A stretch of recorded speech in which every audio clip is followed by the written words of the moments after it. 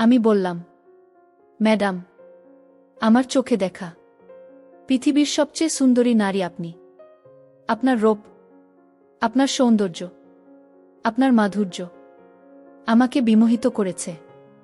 Madam, এই মুহূর্তে আপনার সাথে আমার অন্য কিছু ইচ্ছা করতে মন চাইছে, কিন্তু কি করে যে আমি বলি তার সাহস পাচ্ছি না। ম্যাডাম আমাকে বলল, মজুমদার সাহেব, আপনি কি বলতে চান? নির্ভয়ে বলেন। আমি বললাম, ম্যাডাম, আমি আপনার সৌন্দর্য দেখে পাগল হয়ে যাচ্ছি। আর তাছাড়াও ভেজা চুলে আপনাকে অনেক সুন্দর লাগছে। আমি বললাম, মজুমদার সাহেব, আপনি কি আমার সাথে অন্য কিছু করতে চান? আমি বললাম, ম্যাডাম, আপনি যদি সুযোগ দেন তাহলে হয়তো বা। আমি বললাম, মজুমদার সাহেব, খুব শখ তোমার আমার সাথে কিছু করার। আমি বললাম, জি ম্যাডাম। তখন ম্যাডাম আমাকে বলল, তাহলে আজ রাতে তুমি আমার রুমে চলে এসো। তারপর বন্ধুরা, আমি সেই দিন রাতে ম্যাডামের রুমে গিয়ে যা করলাম তা শুনলে তোমাদের মাথা ঘুরে যাবে। বন্ধুরা, গল্পটি অনেক অনেক ইন্টারেস্টিং। আশা করি তোমরা পুরো গল্পটি শুনলে অনেক মজা পাবে। তবে বন্ধুরা, গল্পটি শুরু করার পূর্বে তোমাদের নিকট আমার ছোট্ট একটা অনুরোধ। তোমরা অবশ্যই আমার চ্যানেলটি সাবস্ক্রাইব করে আমাকে সাপোর্ট করবা। তাহলে চলো বন্ধুরা, গল্পটি শুরু করি। হ্যালো বন্ধুরা, আমি নহের মজুমদার। আমি একজন প্রফেশনাল কন্ট্রাক্টর। ছোটখাটো বিভিন্ন প্রজেক্ট নিয়ে আমি কাজ করাই আমার পেশা। 2 সপ্তাহ আগে একটা প্রজেক্টের কাজ করার পর আমাকে কোম্পানি একটি চেক দিয়ে বলল, মজুমদার সাহেব, এই নিন আপনার চেক।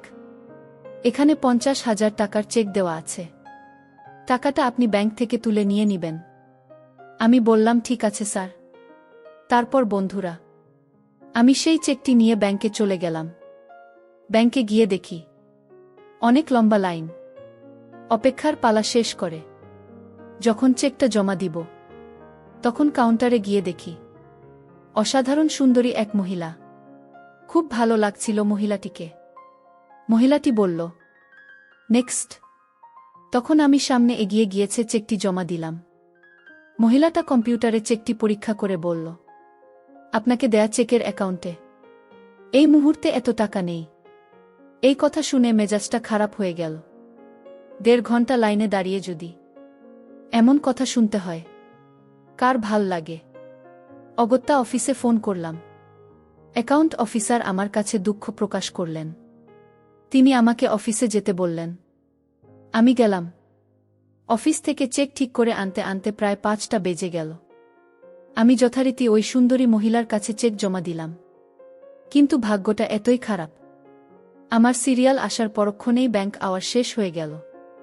সুন্দরী মহিলাটি অত্যন্ত ভদ্রভাবে আমাকে দুঃখিত বলে আগামীকাল আসতে বলল।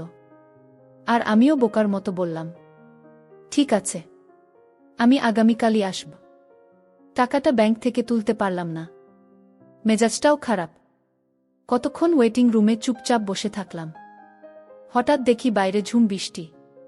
অতঃপর আর কি করা, ওয়েটিং রুমে বসে আছি আর সুন্দরী মহিলার দিকে আর চোখে বারবার তাকাচ্ছিলাম। মহিলাটা দেখতে যেমন সুন্দরী, তার চেয়েও জটিল তার অন্য কিছু। বসে বসে আর কি করব, একটা ম্যাগাজিন পড়তেছিলাম। হঠাৎ একটি নারী কণ্ঠ জিজ্ঞাসা করল। উনি বললেন, এখনো যাননি আপনি? আমি ম্যাগাজিন ছেড়ে তাকাতেই দেখি ওই সুন্দরী মহিলা আমাকে উদ্দেশ্য করে বলছে।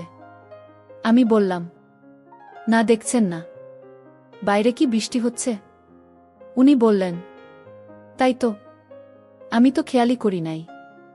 আমার বাসা তো অনেক দূর। এখন কি হবে? অনেক দেরি হয়ে যাবে যে। আমি বললাম, কেন? উনি বললেন, এখন তো অঝোর ধারায় বৃষ্টি হচ্ছে, রাস্তায় তো কিছুই পাওয়া যাবে না। কিভাবে যে বাসায় যাব? তাছাড়া বাসায় তো কত কাজ পড়ে আছে। ও, আপনার সাথে তো আমার পরিচয় হয়নি। আমি ম্যাডাম, থাকি উত্তরাতে। আর আপনি? আমি বললাম, আমিও তো উত্তরাতে থাকি। উনি বললেন, তাই নাকি? আমি বললাম, হুম। উনি বললেন, কি নাম আপনার? আমি বললাম, নহের মজুমদার। উনি বললেন, বাহ, খুব সুন্দর নাম তো আপনার। আমি বললাম, থ্যাংক ইউ ম্যাডাম।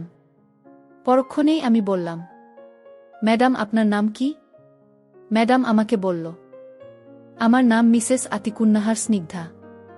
তারপর আমি বললাম, ম্যাডাম আপনার নামটা খুব সুন্দর। যেমন সুন্দর আপনার নাম, তেমন সুন্দর আপনি নিজেও। যাক ম্যাডাম, এই বৃষ্টির ভিতর তো আমি বাসায় যেতে পারছি না। আপনিও তো দেখছি আমার মতোই একই অবস্থায় পড়েছেন। কি করা যায় ম্যাডাম, বলেন তো দেখি। তখন ম্যাডাম আমাকে বলল, মজুমদার সাহেব, আমিও তো তাই চিন্তা করছি। আর যে বৃষ্টি নামছে, মনে হয় না আজকে থামবে। তারপর আমি ম্যাডামকে বললাম, ম্যাডাম, যদি কিছু মনে না করেন, আমি কি আপনাকে লিফট দিতে পারি? তারপর ম্যাডাম বললেন, একজন অপরিচিত লোকের সাথে এই বৃষ্টি ভেজা রাতে যাওয়া কি ঠিক হবে? আপনিই বলেন। আমি বললাম, তা অবশ্য ঠিক, তবে আমি কিন্তু আপনার অপরিচিত কেউ নই। আপনি তো আমাকে চেনেনই, আর আমি তো আপনার ব্যাংকেরই একজন গ্রাহক, তাই না? ম্যাডাম বললেন, তা অবশ্য ঠিক বলেছেন। আপনি দেখতে ভদ্র এবং আপনার ব্যবহারও মার্জিত। ঠিক আছে, চলুন। তারপর বন্ধুরা একটি ট্যাক্সি ক্যাব ঠিক করলাম। তারে দুজনে উঠে পড়লাম। দুজনে অনেক গল্প করলাম। বেশ হাসাহাসি হল। তার হাসিটা এত সুন্দর তা বর্ণনা করে বুঝাতে পারব না। উনি যেমন সুন্দরী, তেমন তার সুন্দর হাসি। বিধাতা যেন তাকে পরিপূর্ণ রূপ ও সৌন্দর্য দিয়ে তাকে সৃষ্টি করেছেন। যতই তার সাথে কথা বলছি, ততই মুগ্ধ হচ্ছি। খুব অবাক করার বিষয় হচ্ছে, আমরা দুজনে খুব তাড়াতাড়ি বন্ধুর মতো হয়ে গেছি। ক্যাবটা তার বাসার সামনে এসে থামল। আমি বললাম, ম্যাডাম, আপনার সাথে পরিচয় হয়ে খুব ভাল লাগল। আশা করি আবার আমাদের দেখা হবে। ম্যাডাম বললেন, এ মাতা কি করে হয়? আপনি আমাকে এত বড় একটা উপকার করলেন, আর আমি আপনাকে আমার বাসার সামনে থেকে বিদায় দিয়ে দেব। প্লিজ আমার অনুরোধটুকু রাখুন। আসুন, একটু চা, কফি, গরিবের বাড়ি থেকে খেয়ে যান। আমি বললাম, ঠিক আছে ম্যাডাম, আপনাকে অনেক ধন্যবাদ। আরেক দিন এসে খেয়ে যাব। অবশেষে উনার অনেক পীড়াপিড়িতে আমি তার বাসায় যেতে রাজি হলাম। উনার বাসাটা সত্যিই চমৎকার, খুবই পরিপাটি করে সাজানো গুছানো।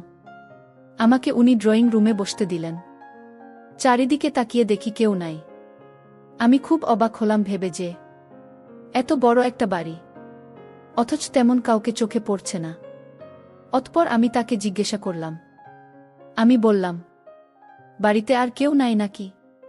ম্যাডাম বললেন, ঘরে 4 জন চাকর আছে, আর এরা সন্ধ্যার পরে চলে যায়। স্বামী বড় ব্যবসায়ী, সব সময় বাসায় থাকেন না। আর আমার সম্বন্ধে তো আপনি জানলেনই। আমাকে কফি আর কিছু নাস্তা খেতে দিলেন, আর বললেন, আপনি বসুন, আর এই নাস্তাগুলো খান। আমি একটু ফ্রেশ হয়ে আসি। আমি মনে মনে ভাবলাম, এই সুযোগে উনাকে যে করেই হোক আজকে আমার উদ্দেশ্য পূরণ করতে হবে। কিন্তু কিভাবে তার একটি ফন্দি বের করতে লাগলাম। বেশ কিছুক্ষণ পর উনি যখন ফ্রেশ হয়ে আসলেন, তখন তো আমার চোখ ছানা বোড়া হয়ে গেল। তার চুলগুলো হালকা ভিজে ছড়ানো, সাথে শ্যাম্পুর সুগন্ধ ছড়াচ্ছে। গায়ে পাতলা সাদা রঙের একটা জাইমা পরা। আমি তার দিকে হা করে তাকিয়ে আছি। আমার তাকিয়ে থাকা দেখে ম্যাডাম বলল, মজুমদার সাহেব, কি হয়েছে আপনার? আমার দিকে এভাবে হা করে তাকিয়ে আছেন কেন? আমার বুঝি লজ্জা করে না? আমি আমতা আমতা করে বললাম, না মানে ম্যাডাম, ভেজা চুলে আপনাকে অনেক সুন্দর লাগছে তো, তাই চেয়ে চেয়ে দেখছি। মানুষ কি করে এত সুন্দর হতে পারে, তাই মনে মনে ভাবছি। আমার কথা শুনে উনি মনে মনে লজ্জা পেলেন, আর বললেন, কি বলছেন মজুমদার সাহেব? আমি আবার সুন্দরী হলাম কোত্থেকে? আমার চাইতে আরও কত কত সুন্দর মহিলা আছে। আমি বললাম, ম্যাডাম, আমার চোখে দেখা পৃথিবীর সবচেয়ে সুন্দরী নারী আপনি। আপনার রূপ, আপনার সৌন্দর্য, আপনার মাধুর্য আমাকে বিমোহিত করেছে। ম্যাডাম, এই মুহূর্তে আপনার সাথে আমার অন্য কিছু ইচ্ছা করতে মন চাইছে, কিন্তু কি করে যে আমি বলি তার সাহস পাচ্ছি না। ম্যাডাম আমাকে বলল, মজুমদার সাহেব, আপনি কি বলতে চান? নির্ভয়ে বলেন। আমি বললাম, ম্যাডাম, আমি আপনার সৌন্দর্য দেখে পাগল হয়ে যাচ্ছি। আর তাছাড়াও ভেজা চুলে আপনাকে অনেক সুন্দর লাগছে। আমি বললাম, মজুমদার সাহেব, আপনি কি আমার সাথে অন্য কিছু করতে চান? আমি বললাম, ম্যাডাম, আপনি যদি সুযোগ দেন তাহলে হয়তো বা। আমি বললাম, মজুমদার সাহেব, খুব শখ তোমার আমার সাথে কিছু করার। আমি বললাম, জি ম্যাডাম। তখন ম্যাডাম আমাকে বলল, তাহলে আজ রাতে তুমি আমার রুমে চলে এসো। তখন ম্যাডামের কথা শুনে আমি হতবাক হয়ে গেলাম আর হা করে ম্যাডামের দিকে চেয়ে রইলাম। তখন ম্যাডাম আমাকে বলল, মজুমদার সাহেব, আমার স্বামী ব্যবসার প্রয়োজনে বেশিরভাগ সময় দেশের বাইরে অথবা বিভিন্ন জায়গায় থাকে। আমি খুব কষ্টে থাকি। মজুমদার সাহেব, কিভাবে আমি আপনাকে বলবো? মজুমদার সাহেব, মাঝে মধ্যে আমার অনেক কিছুর প্রয়োজন হয়। বলার মতো আমার এমন কোনো মানুষ নাই বা মানুষ থাকে না। আজকে সৌভাগ্যবশত আপনাকে আমি পেয়েছি। আপনি যদি আজকে আমার ইচ্ছা বা উদ্দেশ্যগুলো পূরণ করেন তাহলে আপনাকে আমি আপনার কাছে চিরকৃতজ্ঞ থাকব। তারপর বন্ধুরা, আমি আর কি করব? একটা মানুষকে খুশি করতে, একটা মানুষের মনের ইচ্ছা পূরণ করতে, একটা মানুষের উদ্দেশ্য পূরণ করতে আমাকে আমার ম্যাডামের সাথে ভিন্ন কিছু করতে হয়েছিল। আর প্রকৃতপক্ষে সেদিন আমারও উদ্দেশ্য, আমার ইচ্ছাও পূরণ হয়েছিল। এই ছিল বন্ধুরা আমার জীবনের সাদামাটা একটা অন্যরকম গল্প, যা অনেকভাবে আমার জীবনে হয়েছিল। বন্ধুরা, আজকে এই পর্যন্তই। ভিডিওটি যদি ভালো লাগে তাহলে একটি লাইক দিন। আর তোমরা যদি এইরকম ধরনের ইন্টারেস্টিং ভিডিও পেতে চাও তাহলে দয়া করে আমার চ্যানেলটি সাবস্ক্রাইব করো। পরিশেষে তোমাদের সকলের সুস্বাস্থ্য কামনা করি। ভিডিওটি দেখার জন্য তোমাদের সকলকে অসংখ্য ধন্যবাদ।